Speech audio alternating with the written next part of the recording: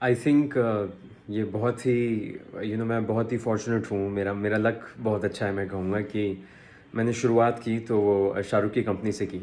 जितने लोगों ने शाहरुख के लिए काम किया है वो ऐसा इत्तेफाक तो नहीं हो सकता कि सब लोग इतनी तारीफ़ करते हैं, क्योंकि वो एज अ ह्यूमन आपको एज अ ह्यूमन ट्रीट करते हैं। आप वो किसी भी देश में हो, कहीं पे भी हों। सो अभी हाल ही में मैं सनी लियोनी के साथ शूटिंग कर रहा हूँ, तो मैं और सनी भी यही बात कर रहे थे दैट शाहरुख आपको इतनी रिस्पेक्ट देते हैं कि फिर कुछ मैटर नहीं करता। जबकि वो देखिए, जब मैंने अपना करियर शुरू किया था तब 2010, तो तब Shahrukh was super super superstar. तब ओम शांति ओम जैसी फिल्में पहले आ चुकी थी, और आई स्टिल रिमेंबर हम वी वर स्पॉइल्ड, क्योंकि हमारे पास फ़राह खान थी, हमारे पास प्रीतम का म्यूज़िक था। एक ऐसी फ़िल्म के लिए जो कि 12th क्लास के बच्चों की फ़िल्म है।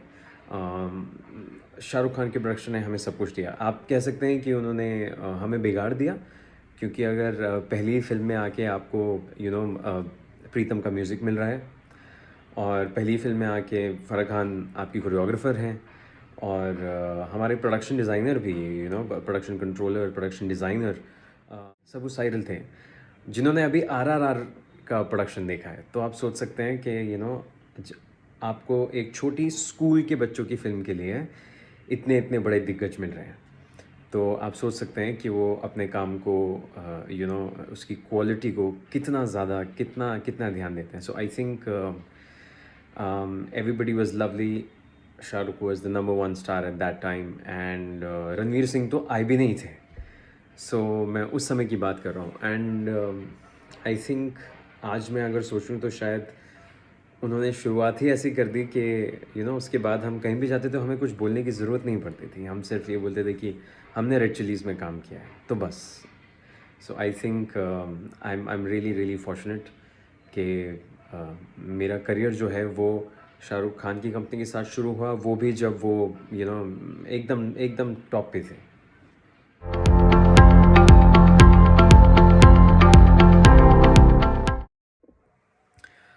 अगर मैं एक एक्टर नहीं होता तो आई थिंक मैं ज़रूर एक राइटर होता, बिकॉज़ मुझे लोग लोग और उनकी स्टोरीज़ बहुत पसंद हैं।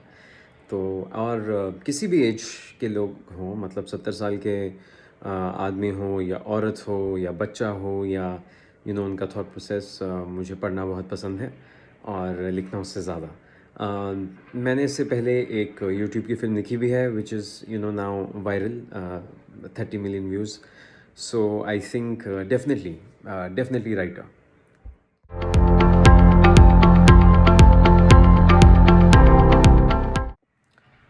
बेस्ट कॉम्प्लीमेंट्स तो बहुत सारे हैं, बहुत सारे हैं, बिकॉज़ 13 साल में मैंने फ़िल्में भी की हैं, वेब सीरीज़ भी की है, एड्स भी की हैं, यूट्यूब पे फ़िल्म भी की है। बट मतलब मैंने इंटरनेशनल फ़िल्म भी की है, जहाँ पे लोग फ्रेंच में ट्रांसलेट करके, गूगल ट्रांसलेट करके, और वो भी 2012 में मुझे फ़ेसबुक पे नाम ढूंढ के मैसेज करते थे और कहते थे कि आपका कैरेक्टर हमें बहुत अच्छा लगा।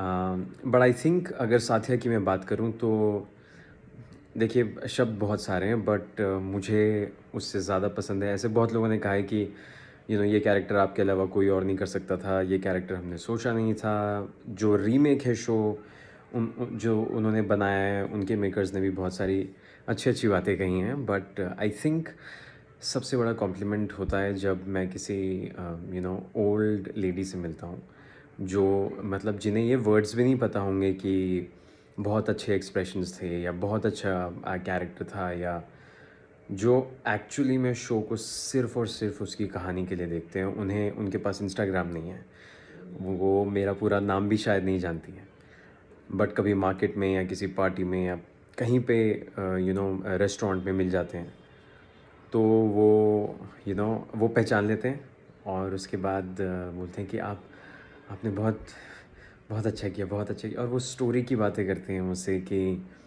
वहाँ पे आपने जो गहना का साथ दिया पंडाल में, वो बहुत अच्छा लगा हमें, और उसको जो कहा विलन को, वो बहुत अच्छा लगा, वो भाभी ने अच्छा नहीं किया था। बट बट आई थिंक उनकी जो 2-3 मिनट तक की स्माइल रहती है चेहरे पे, जब आप कहते हैं हाँ, हाँ, मैं ही अनंत हूँ, तो वो जो जिस तरीके से आपको देखती हैं, और आई थिंक वो मेरे लिए बेस्ट कॉम्प्लीमेंट है, बिकॉज़ वो 60 साल के हैं, 55 साल के, 70 साल के, इतने सालों में उन्होंने बहुत कुछ देखा होगा, बहुत सारी फ़िल्में देखी होंगी। बट वो आपका शो देखने के बाद अगर ऐसा कहें ना, देखिए टीवी भी नया नहीं है अब तो, टीवी को भी इवन चैनल को 30-30 साल हुए हैं, सो अब कोई शो देख के ऐसा रिएक्ट करना is I think the best compliment.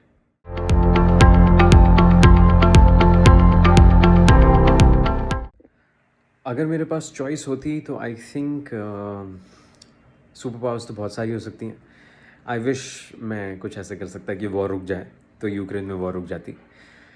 But I think अगर सुपर हीरोज़ की बात करें तो शायद मैं बैटमैन होता और पैसा दे देता, रोक देता वॉर, रशिया को जो चाहिए।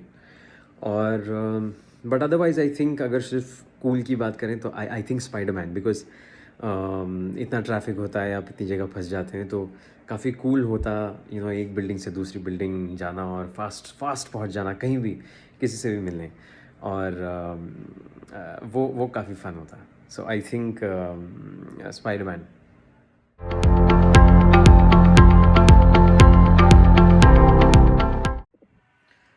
तो एक्चुअली जब साथिया 2 शुरू होने वाला था तब कोविड था, वैक्सीन भी नहीं थी, तो ये पॉसिबल नहीं था कि कोई कहीं जाए और ऑडिशन करे।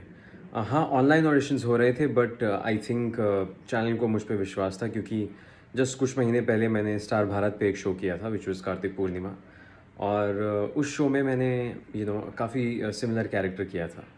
वहाँ पे डॉक्टर कार्तिक भी जो था वो बहुत ही एजुकेटेड, सोफिस्टिकेटेड, बहुत ही पॉजिटिव कैरेक्टर था। एक ऐसा कैरेक्टर था जो लोगों, मतलब हीरोइन के काले रंग पे भेदभाव नहीं करता है, और अच्छाई को और अच्छे बिहेवियर को जो है सबसे इम्पोर्टेंट समझता है। सो आई थिंक उसी की वजह से मुझे ऑडिशन नहीं करना पड़ा साथिया 2 के लिए। मैं सीधा आया और हमारी फ़ोन पे बात हुई, उसके बाद बस एक सीन किया आके गहना के साथ, स्नेहा के साथ, एंड दैट्स इट।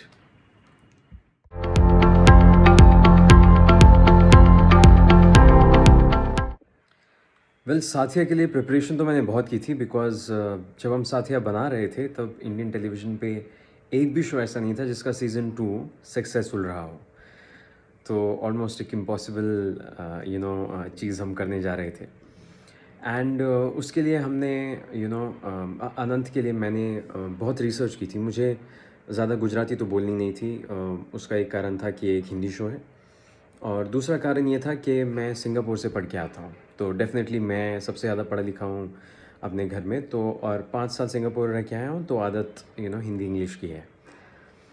बट जो मेहनत करनी पड़ी वो ये थी कि क्योंकि कहानी में गहना है और गहना हीरोइन है और वो एक अनाथ हैं, तो मैंने बहुत सारे अनाथ लोगों से मिला, उनकी सोच जानी, उनके साथ बातचीत की, और वर्ल्ड हिस्ट्री में आज तक जितने भी ऐसे लोग रहे हैं जिन्होंने आवाज़ उठाई है कि हम ह्यूमैनिटी के लिए हम किसी को कम ना समझें, हम क्योंकि गहना गरीब है, क्योंकि उसका कोई नहीं है, क्योंकि वो एजुकेटेड नहीं है, क्योंकि वो उसका कोई ओहदा नहीं है, वो किसी बड़ी फैमिली से नहीं है, उसके पास पैसा नहीं है, उसके पास कोई उपाधि, कोई डिग्री, कोई आप कह सकते हैं कि कोई भी डेजिग्नेशन, कोई जॉब नहीं है। इसलिए हम उस इंसान को कम ना समझें और एक इंसान को इंसान की तरह ट्रीट करें, चाहे उसके पास 100 करोड़ हों या फिर 100 रुपये भी ना हों। तो उसमें मैंने बहुत रिसर्च की, एंड चाहे फिर वो गांधी को पढ़ना हो या नेल्सन मंडेला को, बट या फिर सिविल राइट्स मूवमेंट देखना हो, बट आज मैं खुशी के साथ कह सकता हूँ कि जितनी भी मेहनत थी वो रंग लाई, and all because of the fans, कि ये शो जो है 9 o'clock का नंबर 1 शो बन सका।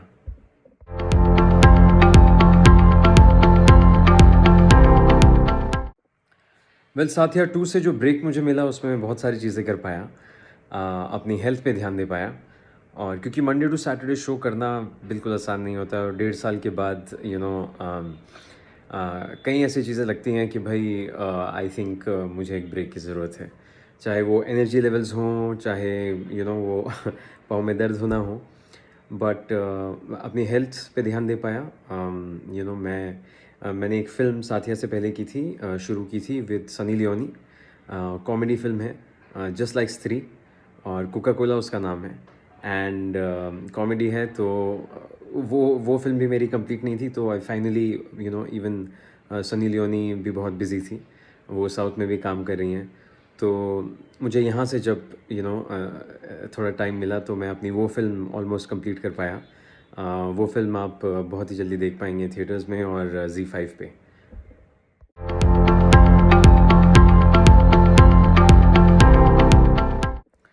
आई थिंक बेबी हर्ष के बारे में तो सब कुछ ही अननोन ही होगा, बिकॉज अनटिल अनलेस आप दिल्ली में थे, जहाँ मैं जिस कॉलोनी में मैं पला बड़ा हुआ हूँ, तो आप नहीं जानते होंगे बेबी हर्ष के बारे में। बट आई थिंक मैं कहीं बैठता नहीं था, और मैं पढ़ाई में अच्छा नहीं था, बट आई रिमेंबर मुझे डांस करना बहुत पसंद था। तो अगर पास से कोई बारात भी जा रही होती थी और ग्राउंड फ्लोर का घर था, तो अगर आवाज़ भी आती थी तो मुझे अभी भी बीट्स वो याद हैं, टेन टन टेन टन टन। So I used to dance, और मैं रोक नहीं पाता था अपने आप को। सो या, दैट्स अबाउट मी। चंचल आप कह सकते हैं, नटखट कह सकते हैं।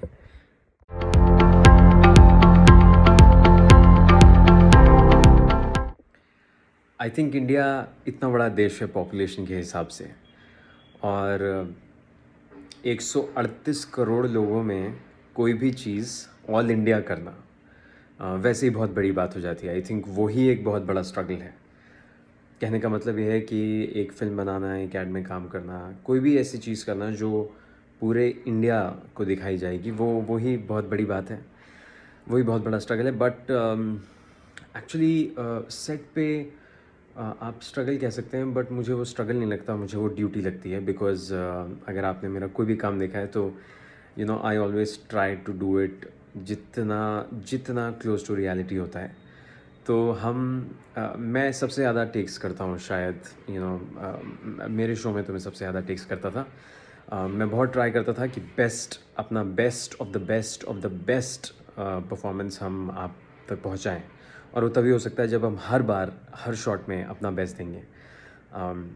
जो कि एक बात है जो मैंने अपने जिन्होंने मुझे लॉन्च किया है शाहरुख खान से सीखी है, कि वो साल दल साल अपना बेस्ट ही देते हैं। अब बट आई थिंक एक प्रॉब्लम ज़रूर होती है, अगर मैं कहूँ स्ट्रगल जब आप सेट पे होते हैं, वो ये है कि अगर आप क्वालिटी में बिलीव करते हैं और आप अपनी पूरी जान निछावर करना चाहते हैं। कई लोग होते हैं जब अच्छे होते हैं तो बहुत मज़ा आता है, आपके साथ एक बहुत अच्छी ट्यूनिंग होती है और आपको भी, आप मेहनत करते हैं, सामने वाला भी मेहनत करता है, तो बहुत अच्छा लगता है। बट कभी कभी ऐसा होता है कि आप जिनके साथ काम कर रहे हैं, और मैं सिर्फ एक्टर्स की बात कर रहा हूँ, बिकॉज हमारा काम डायरेक्टली एक्टर्स के साथ है एक सीन में। तो जिस सीन में आप हैं वहाँ पे अगर एक्टर अपना बेस्ट नहीं देना चाहता, या फिर वो डिस्ट्रैक्टेड है, या फिर कहीं अलग चीज़ें हैं, कि किसी को दिखना अच्छा है, या किसी का ध्यान बाकी चीज़ों पे है, या काम पे नहीं है, तो फिर आप थोड़े वो हो जाते हो, क्योंकि आप इतनी मेहनत कर रहे हो, आप अपना बेस्ट दे रहे हो, आप चाहते हो कि सामने वाला भी जब आपके साथ हो, एक्टिंग कर रहा हो, डायलॉग बोल रहा हो, कुछ भी कर रहा हो, हंस रहा हो, रो रहा हो, तो वो भी अपना बेस्ट करे, तभी सीन अच्छा होगा। तो जब थोड़े अनमोटिवेटेड लोग होते हैं, या फिर वो लोग जो आपकी विज़न को नहीं समझते, अपना बेस्ट नहीं करना चाहते, या उनको लगता है बस कर लिया अब सब कुछ, तो हाँ, तो मुझे अच्छा नहीं लगता है। मुझे ऐसा लगता है कि अगर हम अपना 100% कर सकते हैं तो फिर क्यों नहीं? क्योंकि जो आज हम बनाएंगे वो हमेशा हमेशा एग्जिस्ट करेगा। मैं जब मर जाऊंगा तो भी आप हॉटस्टार पे जाके कोई एपिसोड देख सकते हैं, या तो कार्तिक पूर्णिमा का, या साथिया का, या जो मेरी फिल्म्स हैं, कुछ भी आप यूट्यूब पे जाके कहीं भी जाके देख सकते हैं। सो आई थिंक हमारी ड्यूटी है कि आप तक सिर्फ बेस्ट पहुँचे।